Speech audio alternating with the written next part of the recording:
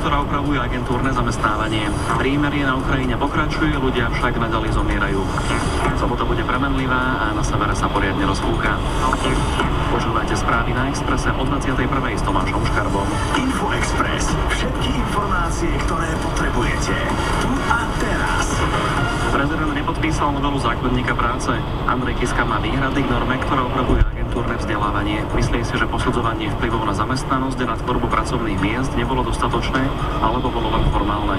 Prezident sa rozhodol novelu vrátiť do parlamentu pre rozsah a obsah pripomienok, ktoré dostal od zamestnávateľských organizácií. Novela by predražila ich prácu a Slovensko podľa nich už dlhodobo stráca schopnosť konkurovať okolitým štátom v oblasti regulácie pracovného trhu. Aj napriek krehkému prímeriu zomierajú na východe Ukrajiny ľudia. Ukrajinská armáda hlási 5 padlých vojakov po útokoch proruských separatistov. Situáciu na Ukrajine okrem bojov môže skomplikovať aj aktuálna nepriaznivá ekonomická situácia v Rusku pre nízke ceny ropy.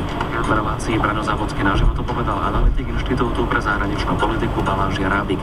Zatiaľ, čo zo strany Ruska sa útlmí napätie, Kyjev to pocíti negatívne.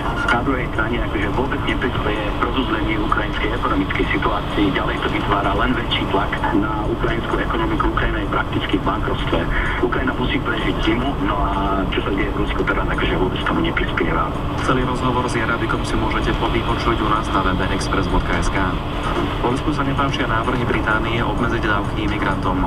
Varšava varovala, že bude vetovať plány britského premiéra Davida Camerona obmedziť dávky vyplácané v Británii prisťahovalcom z ostatných krajín Európskej únie.